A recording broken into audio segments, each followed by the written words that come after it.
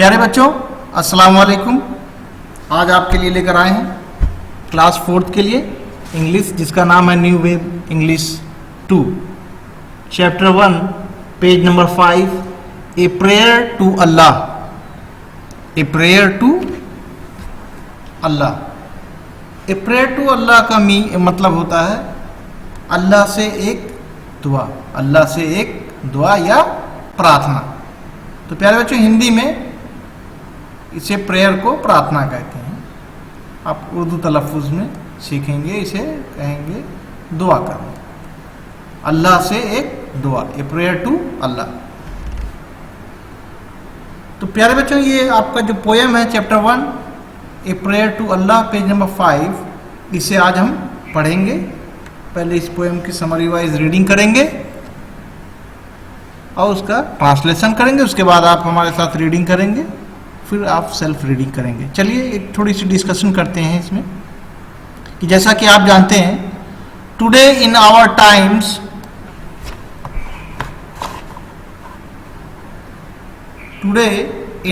Times most of people carry mobile phones with them. तो प्यारे बच्चों, जैसा कि आप सभी जानते हैं कि आज के दिनों में जो आप देखते हैं कि ज़्यादातर लोग अपने साथ मोबाइल फोन्स रखते हैं। This way our near and dear one can keep in touch with us when we are away from them. जिसके ज़रिए वो अपने प्रिय और अपने करीबी लोगों से जुड़ सकते हैं जब वो उनसे दूर होते हैं। Allah is our creator and lord. अल्लाह ही हमको पैदा करने वाला है और हमारा खालिक व मालिक है। He loves us very much. वो हमसे बहुत प्यार करता है। But how can we be in touch with him. लेकिन हम उससे कैसे जुड़ सकते हैं। We keep in touch with Allah through prayer. हम अल्लाह से दुआ, प्रार्थना या इबादत के जरिए जुड़ सकते हैं। तो प्यारे बच्चों,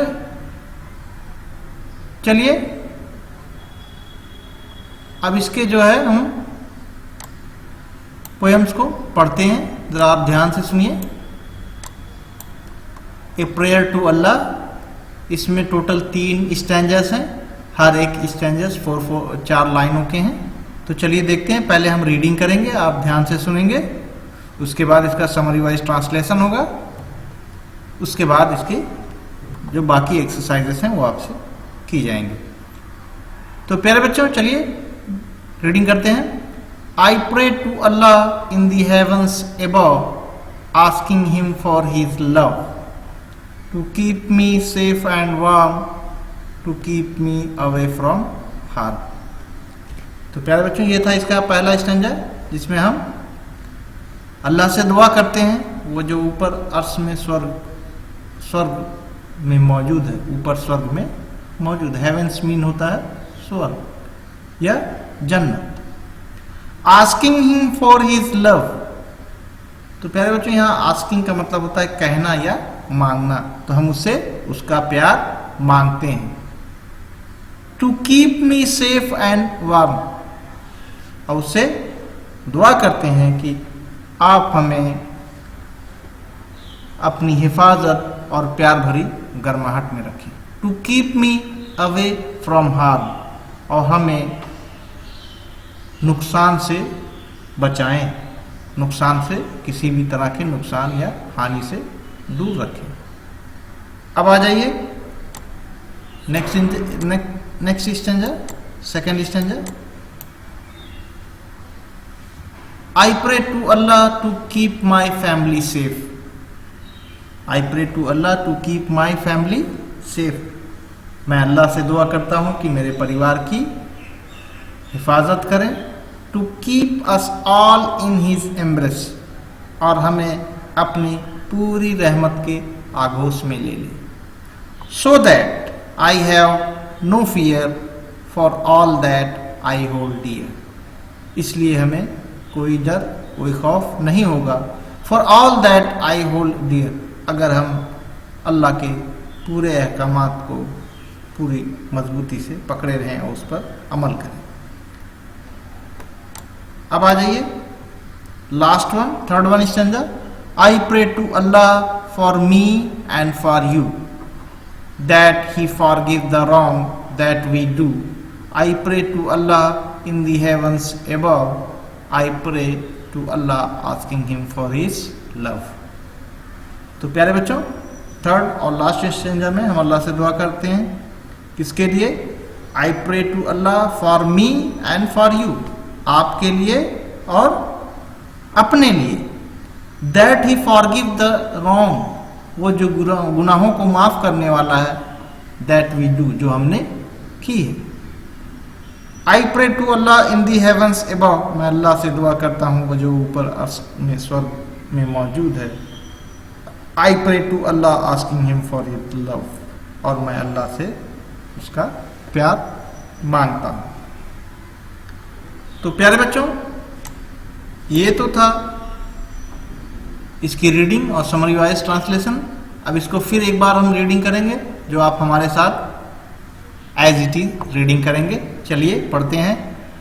आई pray to Allah in the heavens above asking him for his love to keep me safe and warm, to keep me away from harm. अब आ जाइए नेक्स्ट स्टेंजा सेकेंड।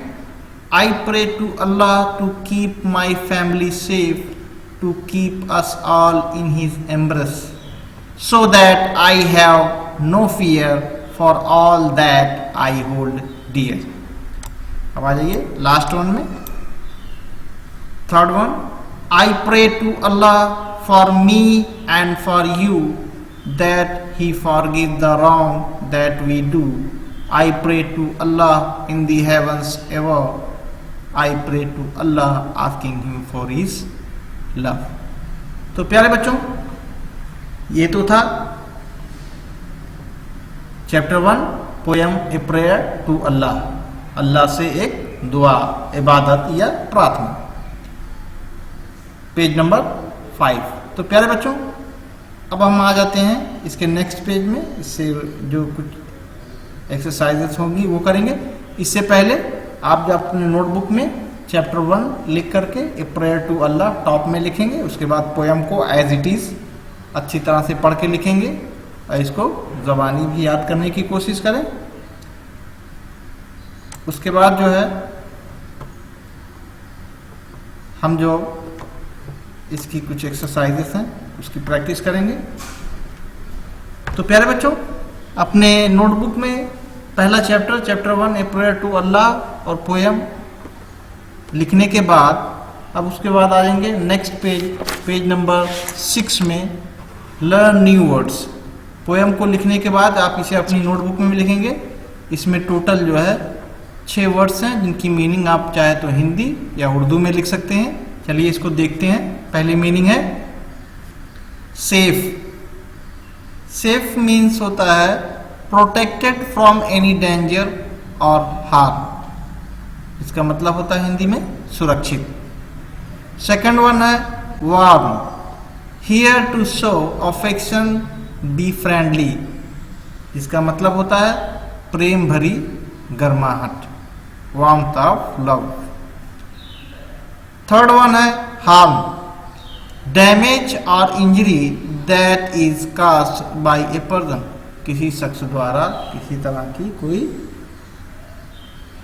हानि या नुकसान, जिसे हम हानि या नुकसान कह सकते हैं। उसके बाद है fourth one embrace, putting your arms around somebody as a sign of love और फ्रेंडशिप, दोस्ती और प्यार का एहसास जो एक दूसरे से गले मिलकर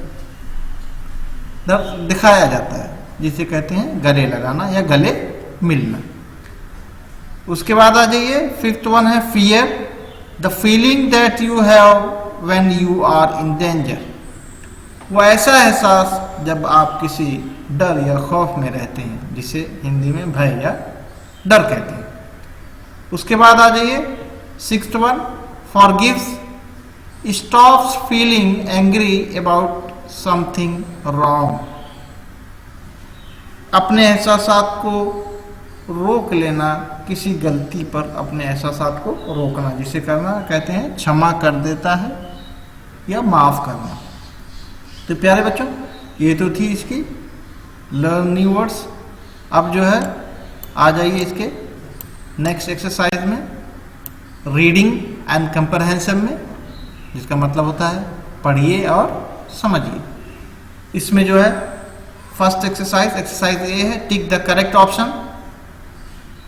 इसमें जो है हम सही ऑप्शन को चुन करके ब्लैंक्स में भरेंगे। देखिए नंबर 1 2 3 4 ब्लैंक्स हैं और इसके सबके नीचे इनके ऑप्शन दिए गए हैं। सुटेबल ऑप्शंस को भर करके इसको आप कंप्लीट करेंगे।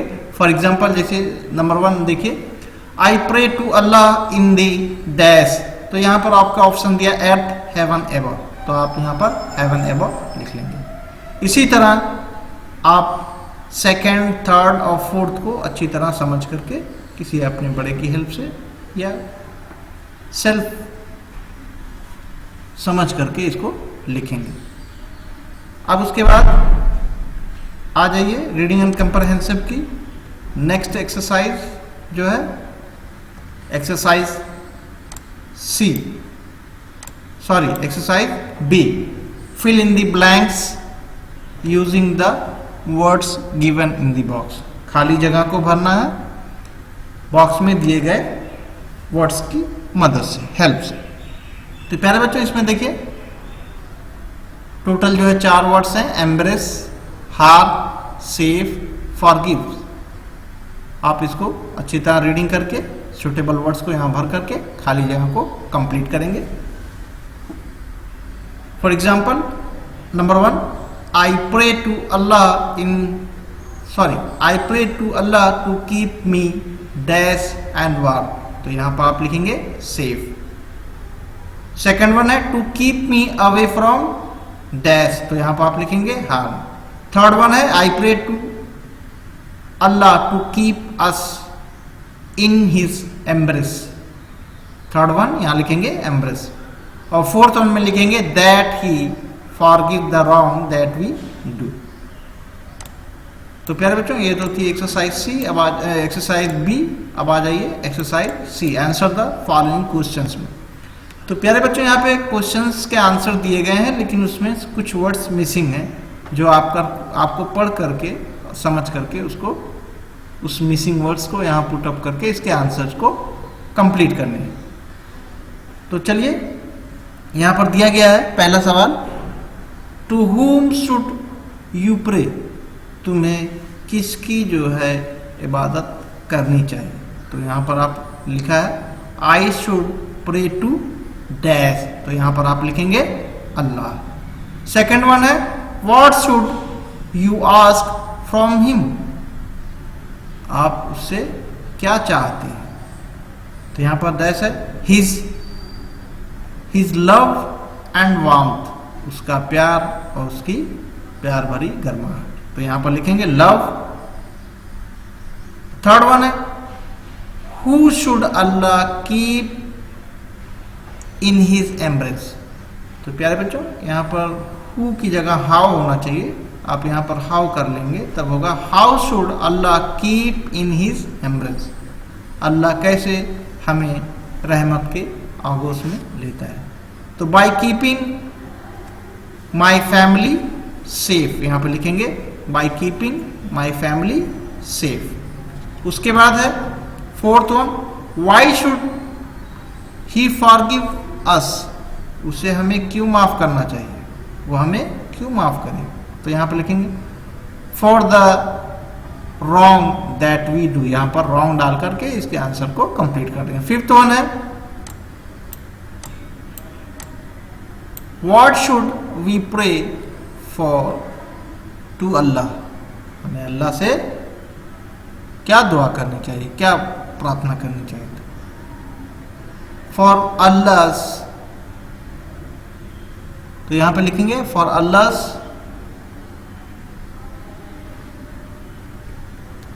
यहां पे लिखेंगे for Allah love. What should we keep pray to Allah, for Allah love and embrace. अब आ जाइए नेक्स्ट एक्सरसाइज जो है spelling check.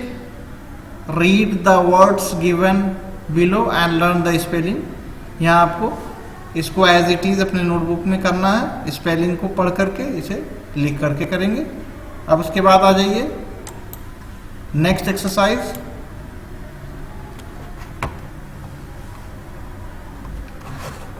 Page number 8। Page number 8 में एक्सरसाइज जो बी है, unjumble the following letters to find the correct word. यहाँ पे वर्ड्स जो है बेतरतीब दिए गए हैं, उसको तरतीब करके मीनिंगफुल वर्ड्स आपको बनाने हैं। तो ये आप अपनी चैप्टर की हेल्प से आप कर लेंगे। उसके बाद आ जाइए grammar zone. Grammar zone A revision of nouns है, जो संज्ञा को दोहराना है, उसको फिर से देखना है। तो प्यारे बच्चों, आप तो जानते हैं नाउन्स को संज्ञा कहते हैं। In the previous class you learned about nouns. तो प्यारे बच्चों, जो कि आपने पिछली क्लास में संज्ञा के बारे में, नाउन्स के बारे में पढ़ा होगा। Noun is a naming words.